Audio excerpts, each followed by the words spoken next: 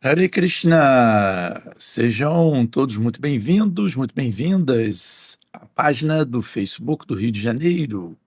Eu sou Atsundara Das. Estou aqui hoje para uma palestra, uma aula sobre o Srimad Bhagavatam. Hoje leremos do quarto canto do capítulo 27, ou melhor, do capítulo 2, o verso 27.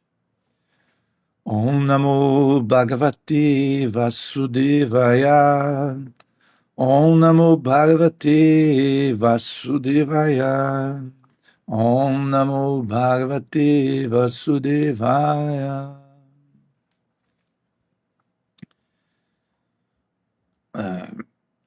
Então, lendo o Srimad Bhagavatam, do canto quarto, que é a criação da quarta ordem, o capítulo 2, Daksha amaldiçoa o Senhor Shiva, verso de número 27. Tasya evam vadata shapam shrutva dvijakulaya vai brigo pratyasrijat shapam brahmadandam duratyayam. Tasya evam vadata shapam shrutva dvijakulaya vai brigo pratyasrijat shapam brahmadandam duratyayam.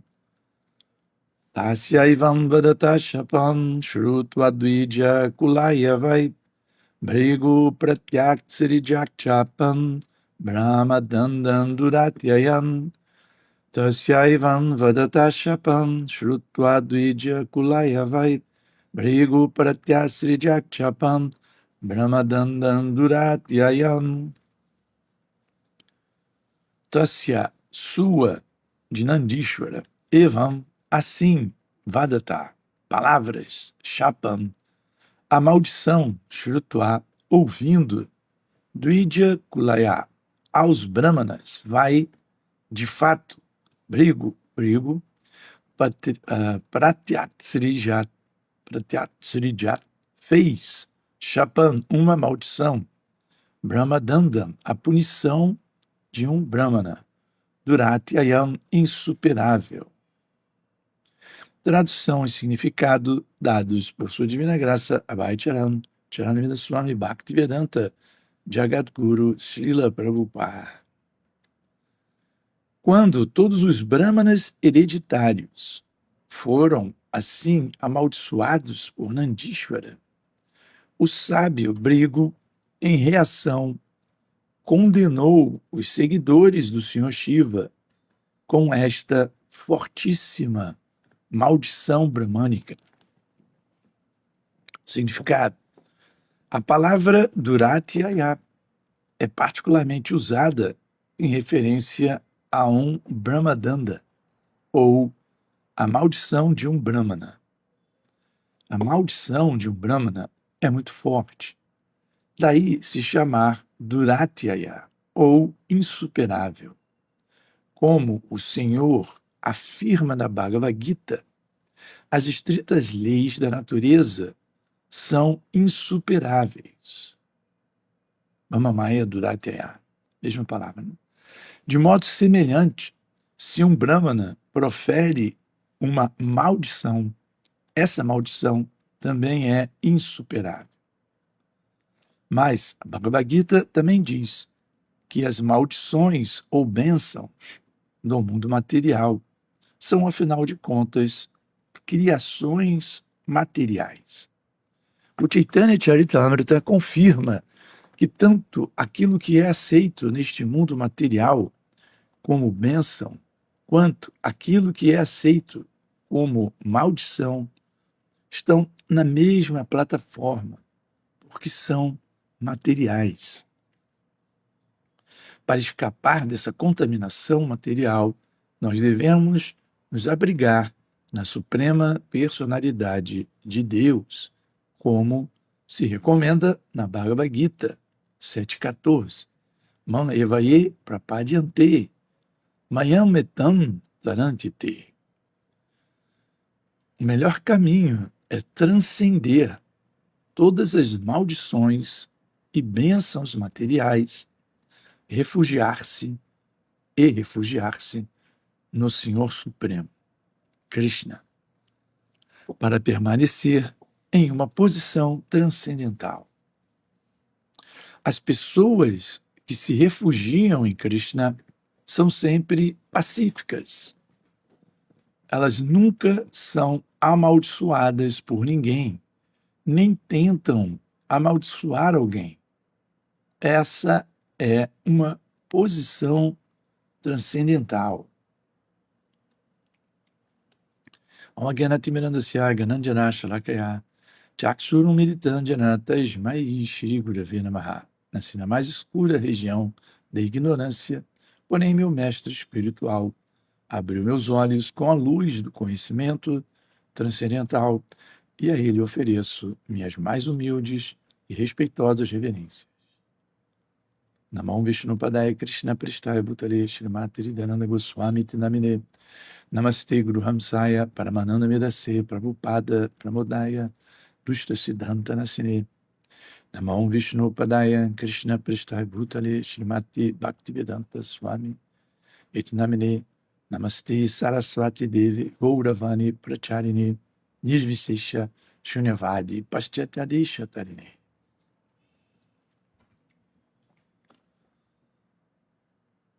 Tasyaivam Vadatashapam Shrutwadvidya Kulayavai Brigu Pratyatrijachapam Brahmadandan Duratyayam. Quando todos os brahmanas hereditários foram assim amaldiçoados por Nandísvara, o sábio Brigu, em reação, condenou os seguidores do Senhor Shiva com esta fortíssima maldição brahmânica. Muito bem, nós estamos em uma passagem do Srimad Bhagavatam, onde maldições e contra-maldições estão sendo despejadas a rodo. E é uma passagem que merece a nossa atenção e um estudo minucioso,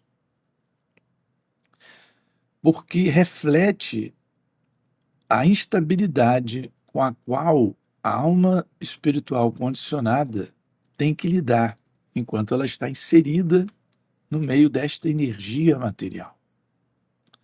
Recordando um pouco, nós vimos que Daksha sentiu-se ofendido porque, ao entrar na Assembleia, o Senhor Shiva, que aos olhos de Daksha ocupa uma posição inferior à dele, por ser seu genro, e devido a alguns preconceitos, porque não se veste adequadamente, porque não tem uma casa, porque mora perto de cemitérios, cobre seu corpo com cinzas, etc.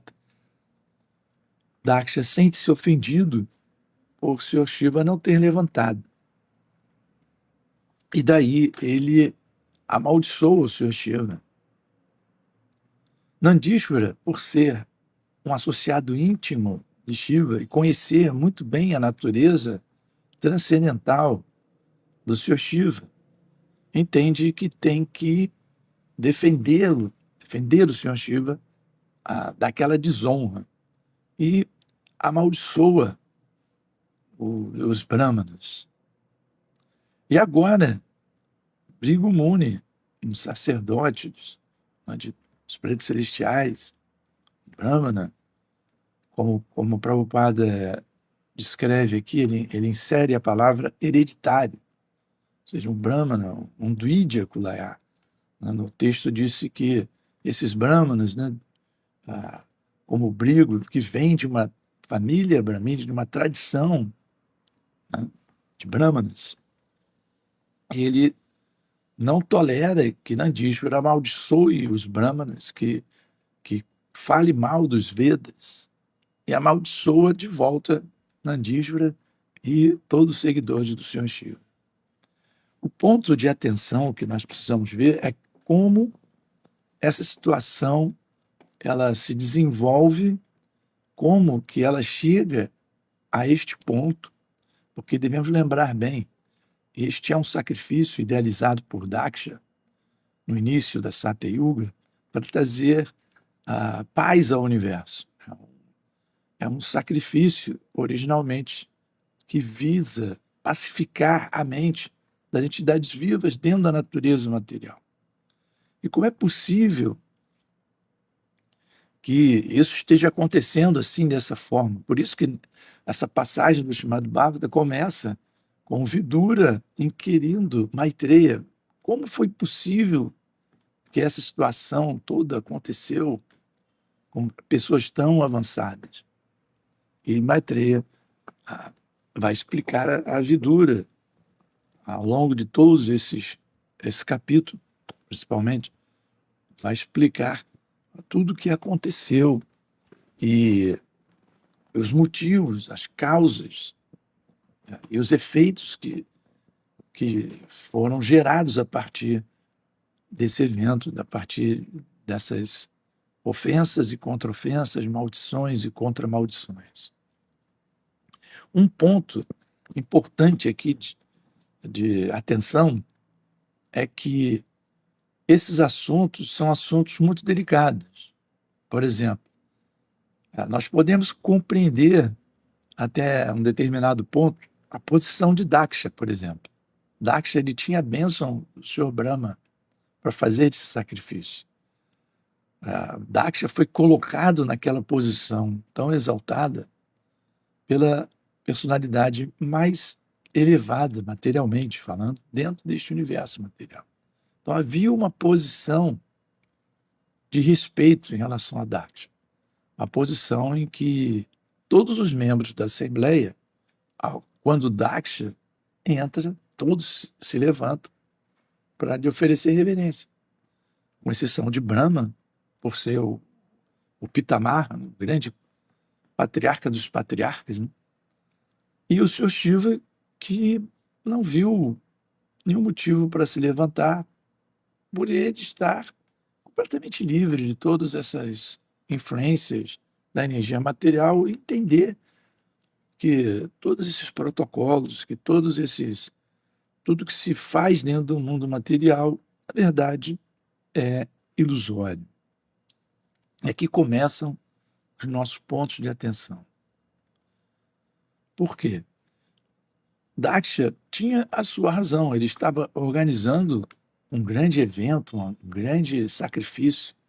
Ele contou com uma audiência muito grande e todos atenderam para um evento interplanetário, um evento cósmico, onde a nata de todas as populações, universais, cósmicas, resolveram prestigiar aquele evento.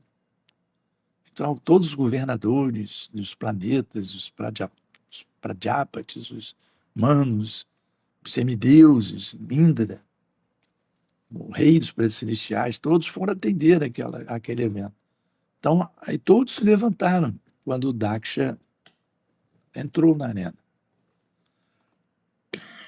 Isso significa que a elite governamental e a elite intelectual do universo estava dando um grande prestígio àquele evento, né? Porque senão todos os brahmanos ali presentes, né, como o Brigo, por exemplo, não se levantariam, não ofereceriam respeito a Daksha. O senhor Brahma não teria ido pessoalmente nesse sacrifício. Mesmo o senhor Shiva não teria ido se não fosse um evento notável, um evento imperdível, evento onde todos deveriam participar com seu prestígio pessoal, ou seja, oferecer respeito, oferecer prestígio, prestigiar a Daksha naquele evento. Então, quando todo o universo, todos os brahmanes, toda a elite dos prédios celestiais, dos prédios superiores, de Analoka, Tapaloka, quando todos eles estão oferecendo esse respeito a Daksha, o Sr. Shiva, ele não se sente obrigado a se levantar. E aqui começam os detalhes dessa trama. Obviamente que Daksha foi movido pelo seu orgulho ao se sentir ofendido. Então, essa foi o primeiro ponto onde, vamos dizer assim, começou a se derrapar, né? O primeiro ponto que o carro começou a sair da curva. O andamento desandou. Quando Daksha, ele, ao ver que Sr. Shiva não havia se levantado, ali ele tinha duas escolhas. Ele podia simplesmente ter ficado numa posição humilde, ou melhor, poderia assim não se importar com esse detalhe, em nome, né, por efeito de um bem maior, vamos dizer assim, né? Olha, Sr. Shiva não se levantou, mas eu tenho, por outro lado, prestígio cósmico. Todos os Brahmanas estão aqui, todos os semideuses, e nós temos um sacrifício a ser feito. Temos que considerar a importância desse sacrifício para pacificar a mente de todas as entidades vivas do universo. Ou seja, havia algo muito importante em questão ali, né? Havia uma questão muito importante, havia algo muito importante em jogo. E o Daksha poderia simplesmente ter, bom, o Sr. Shiva, ele está errado ao não me oferecer reverência, ele poderia pensar isso. Mas, no devido curso do tempo, alguém vai chamar a atenção do Sr. Shiva, ou a Suprema Personalidade de Deus vai corrigir o coração do Sr. Shiva. Ele poderia ter se abrigado na Suprema Personalidade de Deus e ter focado no que realmente era importante ali, naquele momento, que era dar continuidade ao sacrifício. Porque se Daksha provavelmente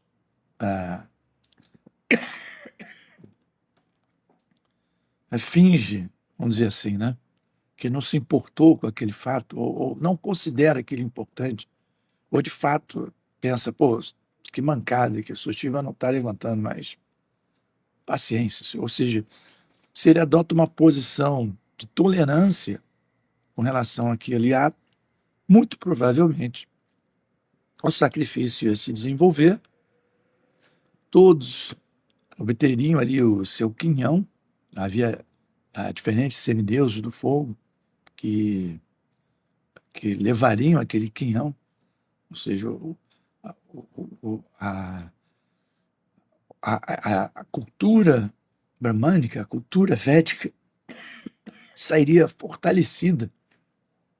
Os princípios do Dharma sairiam fortalecidos contra a ignorância, contra os modos inferiores de paixão e ignorância, para o benefício maior de todas as entidades vivas do universo que estão ali transmigrando de um corpo a outro, de um plano de existência a outro, nessa viagem, né, dentro do universo material.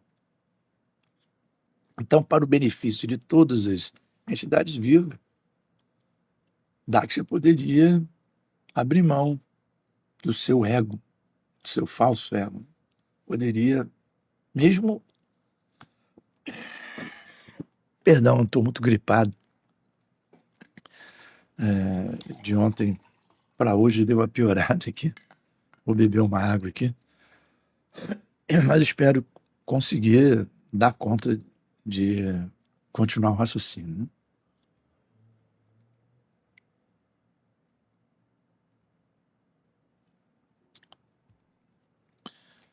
Porque se Daksha dá mais importância ao sacrifício em si, ao objetivo de cumprir aquele sacrifício, e ele mesmo entendendo que Sr. Shiva agiu erradamente, tudo aconteceria de uma forma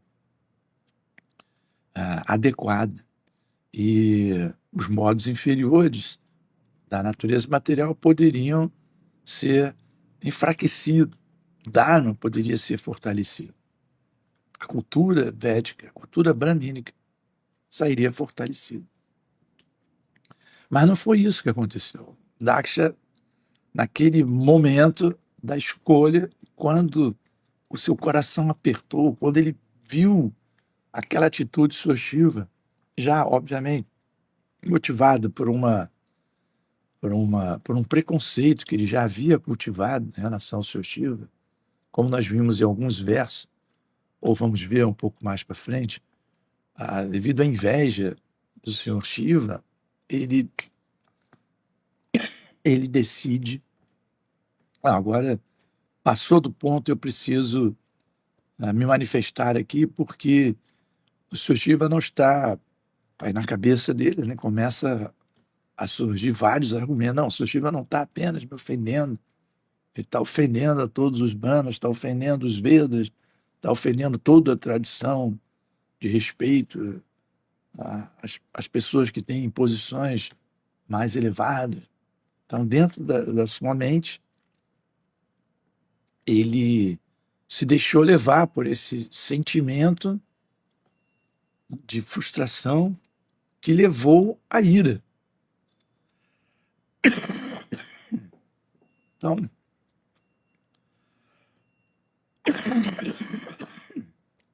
perdão, a perda da sua capacidade cognitiva foi determinante. E nós sabemos que quando nós perdemos a nossa capacidade cognitiva, a capacidade de compreender adequadamente o que está acontecendo, compreender a consequência de determinados atos, atitudes, ações que nós podemos efetuar e as devidas reações a isso tudo, sofrida por nós e outras pessoas que estariam envolvidas, quando nós perdemos essa capacidade cognitiva. A nossa mente, e nossos sentidos assumem o controle e essa frustração começa de uma forma avassaladora a ocupar o nosso coração, nossa mente, e nos arrasta, esse impulso nos arrasta a usar a nossa inteligência para revidar. E essa foi, infelizmente, a decisão do senhor Daksha, né? Nós podemos argumentar também, poxa, se o senhor Shiva simplesmente tivesse levantado, oferecido suas orações para o senhor Shiva, tanto faz. A posição transcendental, a posição espiritual mais elevada ali, de fato, era do senhor Shiva. Em termos transcendentais absolutos, a posição do senhor Shiva é ainda mais elevada que a posição do senhor Brahma. Materialmente falando, o senhor Brahma é Pitamaha, né? Ele é a pessoa original deste universo material, ele inclusive é o pai do senhor Shiva, ele dá origem ao senhor Shiva, dentro desse mundo material, porém, em termos transcendentais espirituais, o senhor Shiva é Sadashiva, ele tem mais qualidades transcendentais da suprema personalidade de Deus que qualquer alma condicionada, qualquer diva, incluindo o senhor Brahma. Mas, do ponto de vista material, o senhor Brahma é a personalidade mais importante dentro deste mundo material, onde nós também temos o senhor Vishnu, que habita em Shetadvipa, um planeta Vaikunta dentro deste universo material, morada do senhor Vishnu, e nós sabemos que o senhor Vishnu é superior, transcendentalmente, superior a Brahma, porque é do senhor Vishnu que todos os universos se manifestam e todos os Brahmas se manifestam. Mas o senhor Shiva decide não levantar, por algum motivo, ou ele também queria demonstrar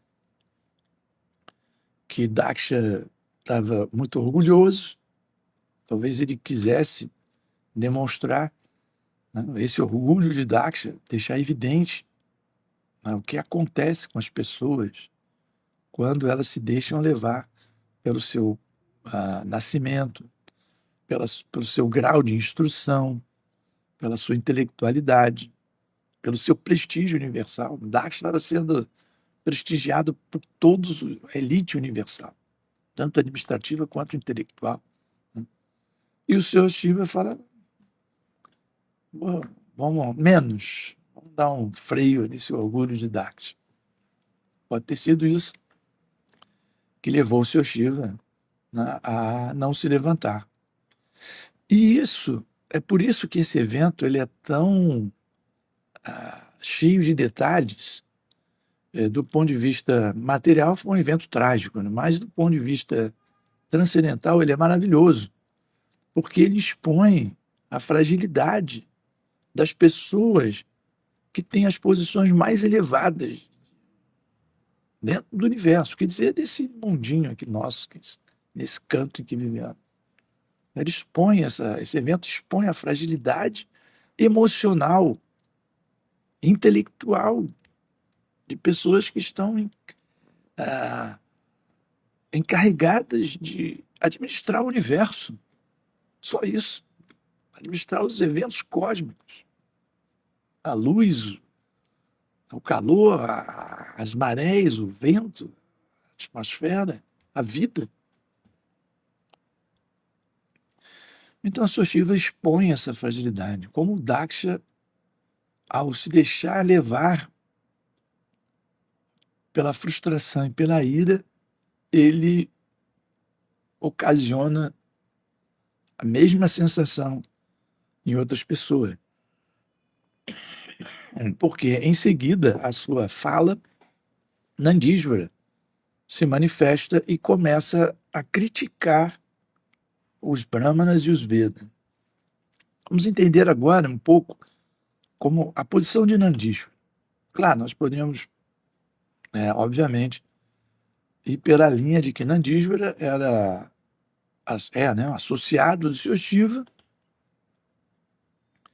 e não tolerou ofensa ao seu senhor, a pessoa com quem ele conhece, com quem ele tem um relacionamento muito forte, muito íntimo, e que as palavras de Daksha não faziam nenhum sentido do que ele estava falando com relação ao Sr. Shiva.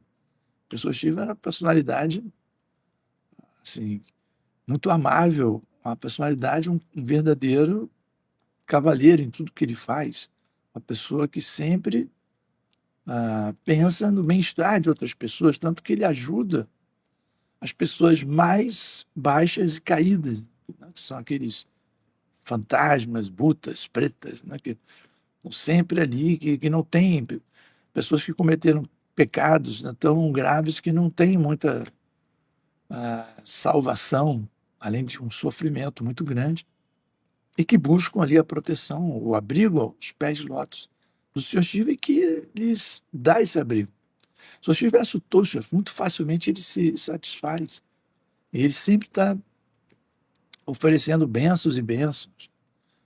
Além de que, como nós vimos Prabhupada citar várias vezes, Vaishnava Takshambhu, ele é o maior dos Vaishnavas.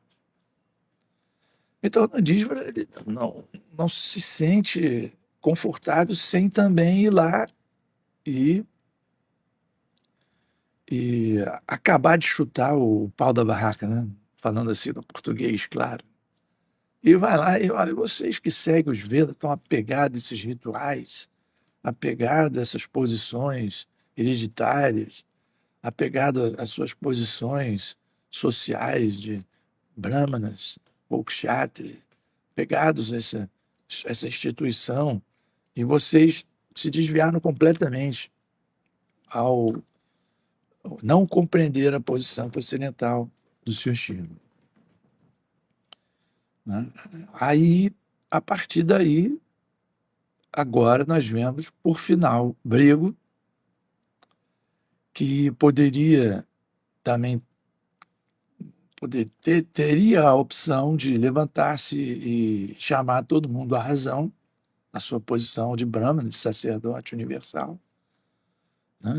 Ele poderia, né, Brigo Muni, ele poderia simplesmente, pessoal, acho que estamos sendo afetados pela energia material Acho que essas palavras todas não condizem com o teor, né, desta maravilhosa assembleia, e eu gostaria de convocar todos vocês à razão e que todos nós possamos pensar no que está acontecendo de uma forma civilizada.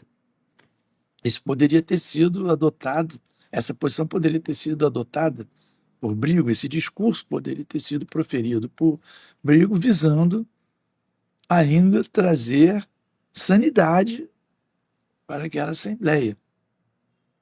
Mas ele também se sentiu que Nandísvara tocou no ponto de que os Vedas e o caminho dos Vedas, na verdade, não são suficientes para levar a pessoa a transcender essa natureza material. E que as pessoas acabam se tornando muito apegadas aos prestígios de receber uma iniciação brahmina, nascer em uma família brahmínica, de ser respeitada até pelos administradores do universo devido a essa posição. Então aquilo também tocou no seu coração, de uma maneira que ele decidiu, não podemos deixar passar essa fala de Nandísvara, porque ele tocou, aí a mente, né, e a inteligência começam a justificar aquela atitude que nasce do coração, que nasce da frustração de estar sendo contrariado, né? Quando a gente tira o doce da criança para que ela não passe mal, ela se sente contrariada e esperneia. Aí, com os adultos, pessoas, a mente e a inteligência começam a criar vários argumentos. Essa pessoa por isso, por aquilo. Aí lembra de uma citação uma escritura que diz que aquela atitude lembra de uma passagem com outro, um sábio, em que a inteligência começa a trabalhar para justificar aquela frustração, ela tem que ser extravasada, e aí vem a ira, e aí ele pega o que ele tem ali, né, de mais poderoso, que é uma maldição bramânica. Tá? Um kshatra levantaria uma espada e vai cortar sua cabeça. E o Brahmana lança a maldição. Mas é o mesmo sentimento, é a mesma paixão, a mesma ignorância tomando conta, a ira tomando conta, e o resultado nunca é bom. Nunca é bom. Então, o sábio Brigo, né, ele não é uma pessoa comum. Aqui na tradução, Prabhupada diz que quando todos os brahmanas hereditários foram assim amaldiçoados por Nandísvara, o sábio Brigo, ele é um sábio, em reação, e aí começa o problema, né? Ele não atuou como um sábio, ele reagiu àquelas emoções, né? Ele reagiu à sua própria frustração, e ele condena os seguidores de Soshiva com uma fortíssima maldição bramânica, que será lida amanhã, né, no verso 28. Podemos, é claro, dar um leve spoiler do que ele vai falar, né?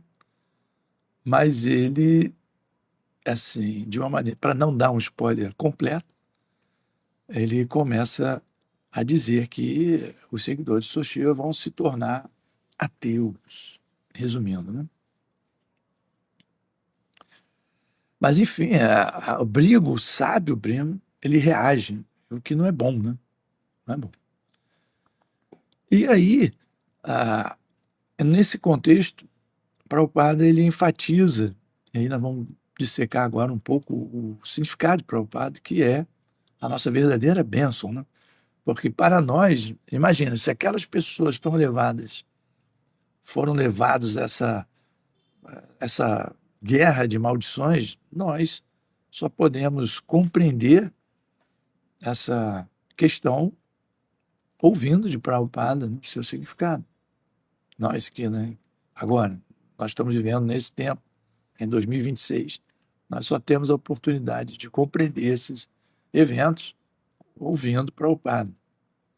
Assim como Vidura, ele Vidura é a própria manifestação da sabedoria. Ele é a encarnação de Dhani Maharaj, ele é a própria encarnação do Dhani. E ainda assim ele se aproxima de Maitreya para ouvir a explicação de Maitreya sobre por que isso aconteceu. Você Vidura se aproximou do mestre espiritual para entender isso, como nós poderíamos entender sem nos aproximar de Prabhupada. Então, Prabhupada começa o seu significado enfatizando a palavra Duratya.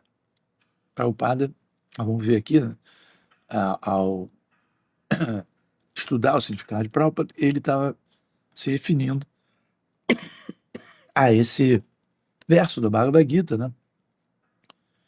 Do capítulo 7, no verso 14, muito famoso, muito citado por Prabhupada, muitas vezes citado por Prabhupada, que fala dessa natureza material.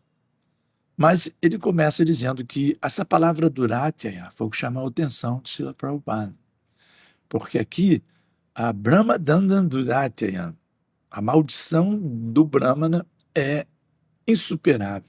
Brahma Dandan Duratya. Ele começa explicando que essa palavra Duratya, usada nessa referência a Brahma Danda,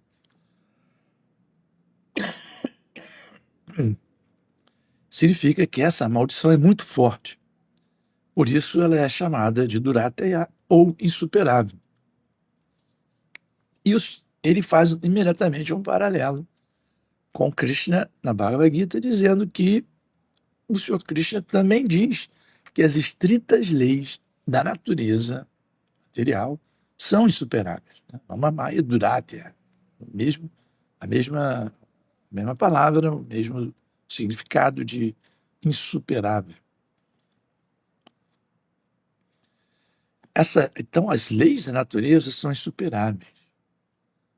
E, dessa mesma forma, quando um Brahmana profere uma maldição, essa maldição também é insuperável.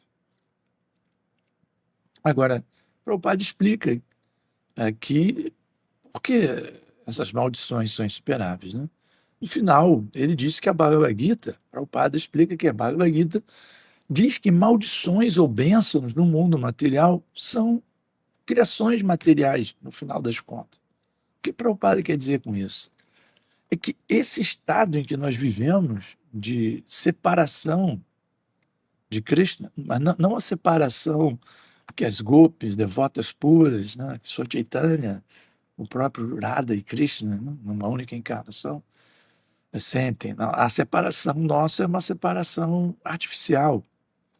Nós, devido a esse mesmo sentimento de Daksha, de nos sentirmos invejosos da posição do Senhor Supremo, nós desejamos esquecer Krishna.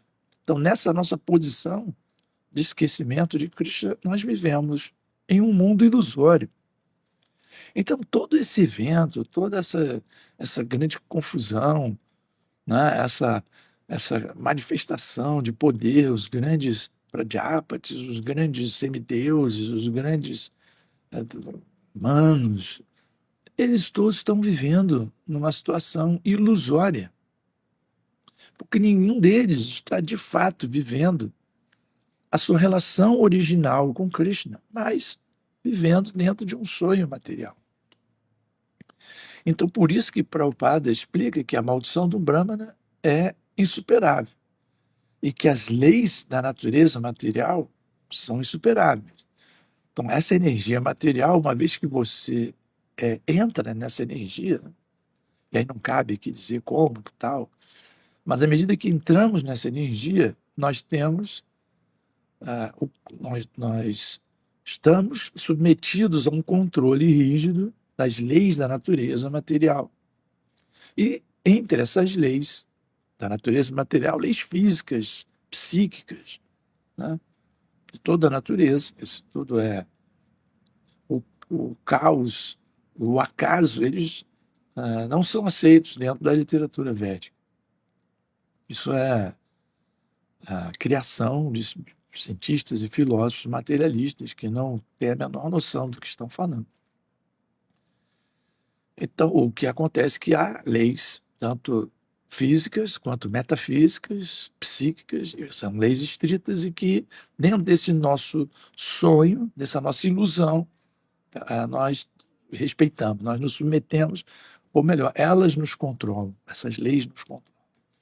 Então, no final das contas, qual seria, por exemplo, uma benção? Você ter uma vida excelente, todos os seus desejos satisfeitos, você, dependendo do seu desejo, né, você conseguiu a paz universal, você conseguiu unir gregos e troianos, ou não sei, você conseguiu uma posição de prestígio, fama, bênção, você se tornou um grande religioso, um grande empresário, depende do seu sonho.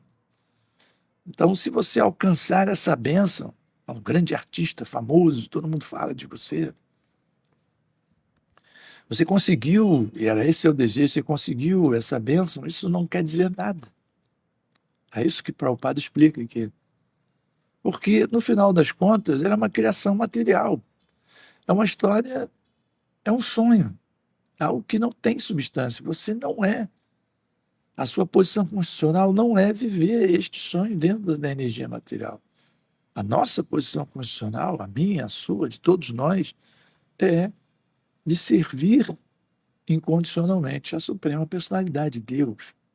Mas Deus, por não ser um tirano, ele nos deixa. Então, você pode ficar aqui comigo, me servir, você vai e sonha aí que você é um artista, um político, um jogador, muito famoso, mas só isso aí. E aí nós, às vezes, ficamos pensando, pô, tudo dá certo para aquela pessoa. Ela tá, claro, ela acumulou uma certa quantidade, né, de punya karma, de karma muito bom e tudo está dando certo. Mas, na verdade, ela está apenas vivendo uma ilusão.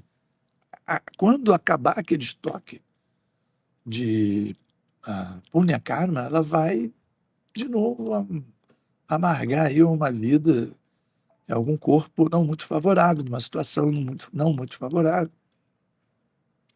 que também é outra ilusão. Por isso que Prabhupada diz que, no final das contas, essas maldições e essas bênçãos são criações materiais. É por isso que é muito difícil não lembrar da posição de Pariksit Maharaj, quando ele também é amaldiçoado pelo filho de um Brahmana.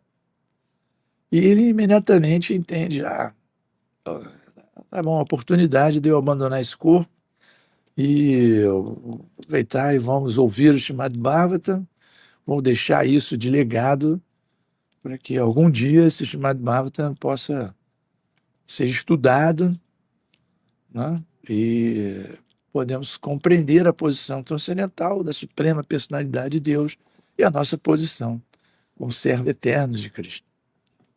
Esse foi o desejo de Pariksit Maharaj, que é naturalmente um devoto puro de Cristo.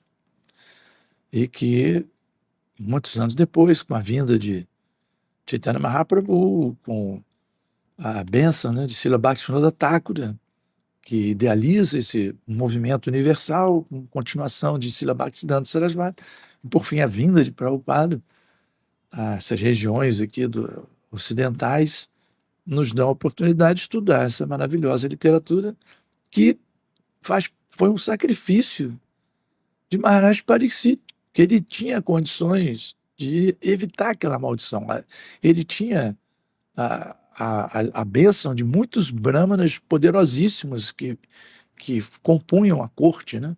Que eram seus conselheiros, seus ministros, brahmanas, né? Seus conselheiros que poderiam evitar a maldição daquele menino, mas ele disse, não quero evitar essa maldição, deixa ela acontecer e vamos ouvir o Srimad Bhagavatam. É quase que impossível não lembrar de Pariksit Maharaj e dessa bênção, né, de ter a oportunidade de acordar dessa ilusão de vez, que é ouvir e prestar muita atenção na mensagem do Srimad Bhagavatam, do Chaitanya Charitamrita, do Bhagavad Gita, desses significados maravilhosos de Srila Prabhupada. Né? Então, Prabhupada lembra que, no final das contas, esse papel que Daksha estava cumprindo é ilusório, né? E o papel de Nandíshvara, de abrigo, né? Todos esses papéis são papéis ilusórios, são posições instáveis. E a estabilidade chama a atenção nesse ponto, porque pessoas dos mais sábios, né, das pessoas mais elevadas, né, dos que vivem nos planos superiores deste universo, ainda assim são levadas por coisas que acontecem com a gente quando a gente discute ali no trânsito, né, caótico aqui do Rio de Janeiro, por exemplo. É a mesma coisa, a mesma frustração, ira, vontade de contra-argumentar, de derrotar a pessoa com argumentos e depois desqualificar a pessoa. Isso é muito comum nas discussões, né? Pessoa que fica muito empolgada, vamos dizer assim, né? Muito irada, ela primeiro tenta pensar em vários contra-argumentos e depois começa a desqualificar a pessoa. Ah, você também. Ah, eu começo a ofender as pessoas. Aquela pessoa disse, mas quem ela é? Tal, né? E tudo isso é uma grande ilusão. Uma grande ilusão, porque essa não é nós não devemos viver para isso. Nós devemos viver para reviver, para acordar, despertar a nossa relação eterna com Krishna, Nityasiddha Sadhyakamana, que é a verdadeira posição da entidade viva, e não é ficar dentro desse Brahmanda, né, sofrendo maldições, sofrendo bênção, acumulando mau karma, acumulando bom karma, perdendo tudo isso, né?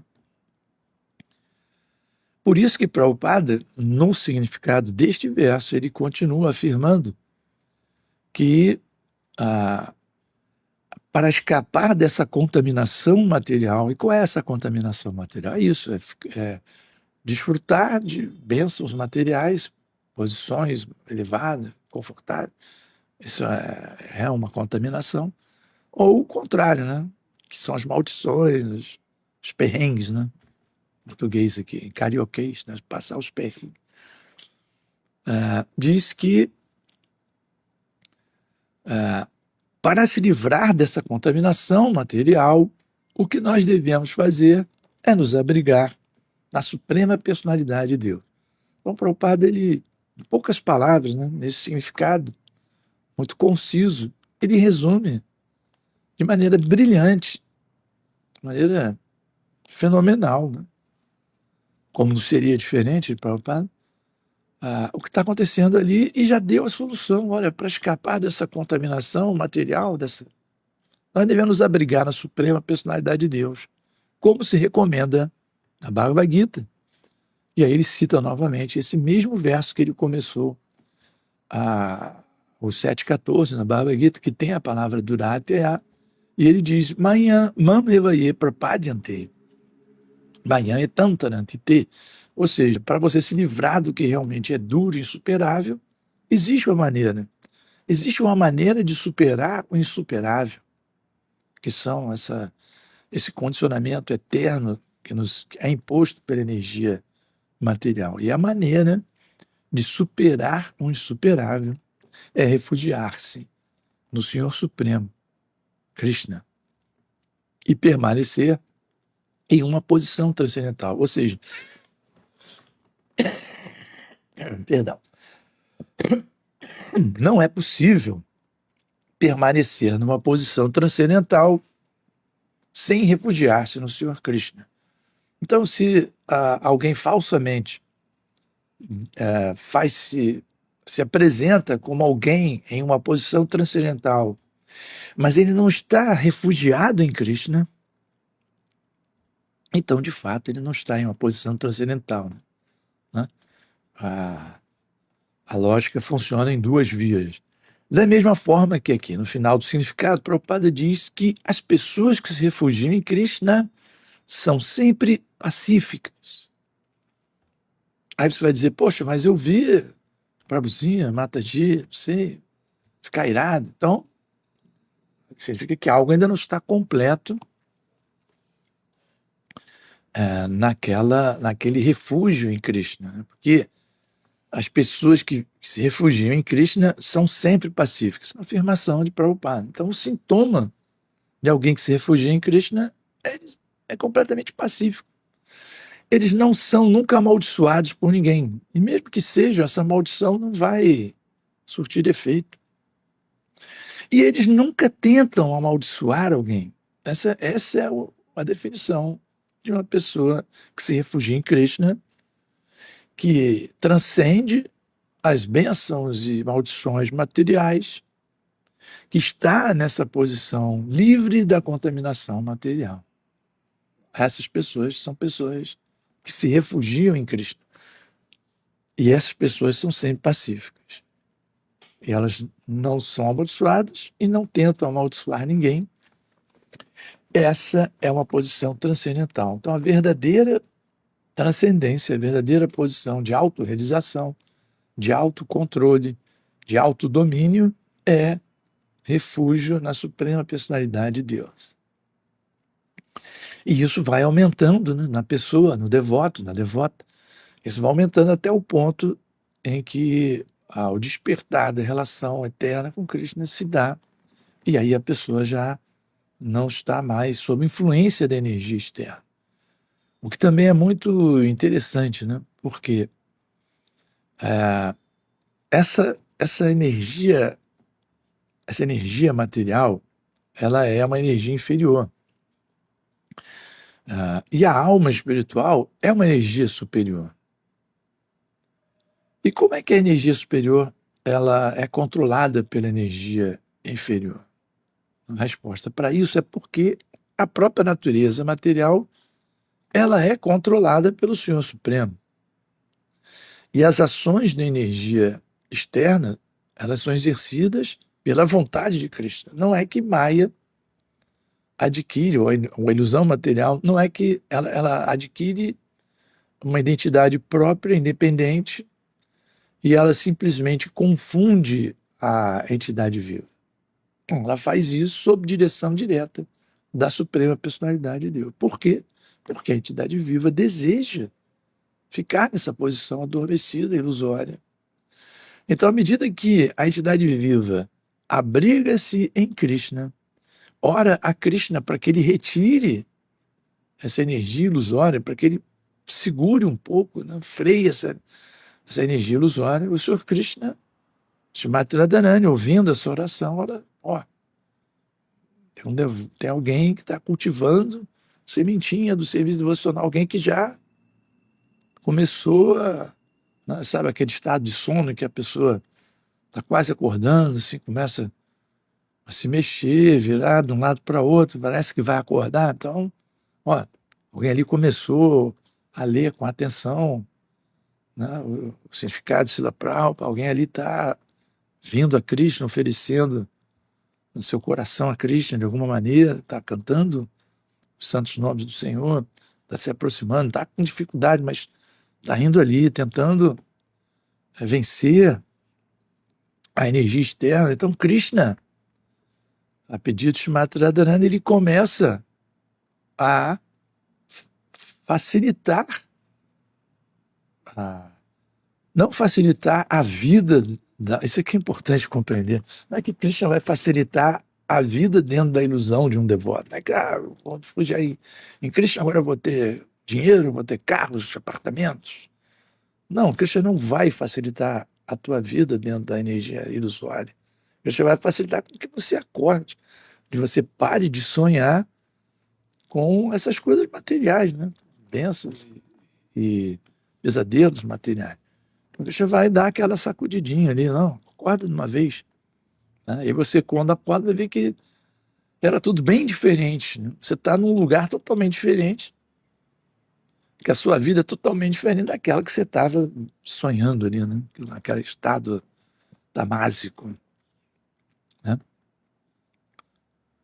Então, embora a energia seja falsa, externa, temporária, ela é um instrumento da Suprema Personalidade de Deus, e por isso ela é importante, e por isso ela encobre o conhecimento da entidade viva, porque é o desejo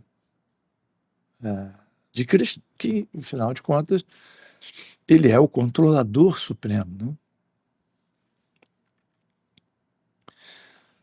Agora, mesmo o Senhor Shiva afirma, né, que a liberação só pode ser alcançada pela misericórdia de Vishnu, né? Ele mesmo afirma nesse verso muito famoso que ele diz Mukti Pradata Sarvesham Vishnu Reva Nasam Shara. Sem dúvida nenhuma, Nasam Shara, Eva, com certeza, a liberação de tudo só pode ser dada por Vishnu. É ele que outorga a liberação. Então, esse fato, o Sr. Shiva está abrigado em Krishna, o deixa em uma posição transcendental, muito pacífica, tanto que ele fica olhando aquelas maldições e contra-maldições e ele compreende, né? Esse pessoal o sonho está esquentando aqui, né? As pessoas estão alucinando mesmo, né? Mas ele mesmo não toma ali nenhuma atitude, o que condiz com essa posição transcendental da Suprema, do abrigo, essa posição transcendental de abrigo na Suprema Personalidade de Deus. Muito bem, eu vou encerrar por aqui.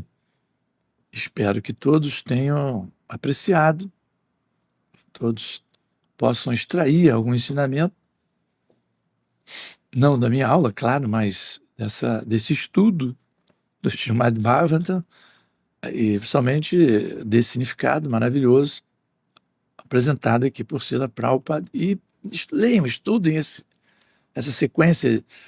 Às vezes a gente vê um capítulo assim do Srimad Bhagavatam, Daksha amaldiçoa Shiva, a gente passa batido, né? Estou lendo o Srimad Bhagavatam, mas, rapaz, prestem atenção, leiam com atenção esse capítulo, vale a pena. Vocês que estão aqui, que vão ouvir ou assistir ao vídeo mais tarde, vale a pena ler e principalmente a parte do significado desse capítulo inteiro, que tem muita coisa importante para ser estudada e compreendida e levado muito a sério. Tá bom? Então nós lemos do Srimad Bhagavatam, quarto capítulo, a criação da quarta ordem, o capítulo 2, Daksha amaldiçoa Shiva, o verso 27.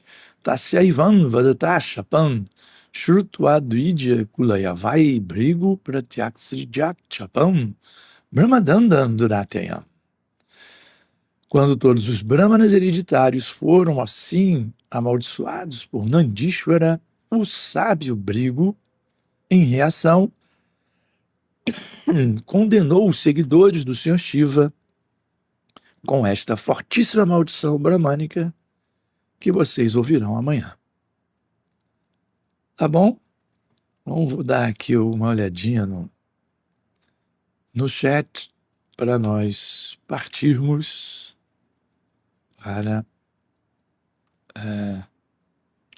o encerramento. Vamos olhar aqui. Sérgio Pacheco, bom dia, Hare Krishna, ao Sanatana Dharma. Minhas reverências, Super Prabhu Sundara Dasa Goswami Bhagavata Transcendental. Todas as glórias pela Prabhupada, ele é muito bondoso. Hare Krishna, minha reverência, Prabhu. Otávio Daniel, aceite minha reverência de Sundara Dasa Prabhu. Vamos expandir aqui. Vanchakalpa, todas as glórias pela Prabhupada. Todas as glórias pela Prabhupada. Sérgio Azevedo, Hare Krishna, Prabhu. Prabhu Paravyoma, Jai Prabhu Reverência, minhas reverências, Prabhu, todas as glórias pela Prabhupada. Muito obrigado pelo convite, Prabhu. Uma honra estar aqui na página do Facebook do Rio de Janeiro, né?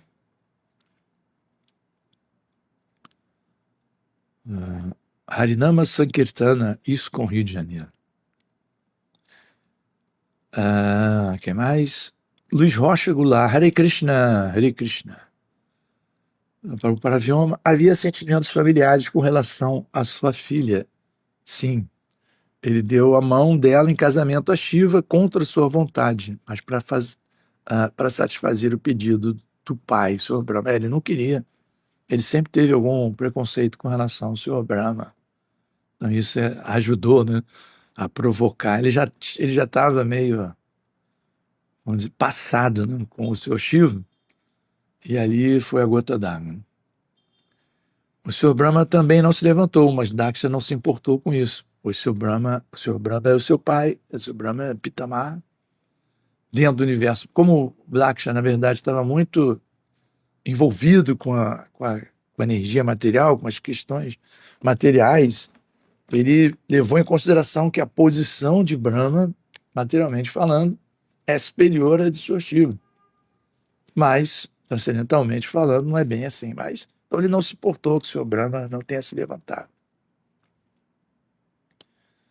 Sua Shiva tem aproximadamente mais de 84% das qualidades de Sri Krishna, ou seja, das 64 qualidades de Krishna, o Sua Shiva tem 54. O Sua Shiva ele não é uma expansão plenária de Krishna, mas ele com certeza ele tem muito mais atributos de Krishna do que qualquer entidade viva, incluindo o Senhor Brahma. Adilila, minha irmãzinha, Hare Krishna, Marco Ferrari, reverências da Tsundara Das e demais presentes da Srila Prabhupada. Muito boa explanação, obrigado. Eu que agradeço, Prabhu. Hare Krishna. Marco Ferrari, ele seria o Mahaprabhu? Talvez, eu não lembro corretamente, desculpe, Prabhu. Pedro Paulo, Jai Prabhu, Paravyoma, Prabhu, Jai Prabhu, muito grato, eu que sou muito grato. Mais adiante o Sr. Shiva vai reagir, aguarde, sim. Estudem essa história, não deixem de acompanhar aqui o resto, né, que vai ser muito bom, né? E, no mais, abriguem-se no Senhor Supremo, abriguem-se em Prabhupada, cantem suas 16 voltas e algum dia estaremos, né, livres de toda a contaminação material, com a bênção de Krishna, servindo Krishna com muito mais desenvoltura, livres dessas contaminações materiais. Vou ficando por aqui. Obrigado mais uma vez. Hare Krishna, Haribol.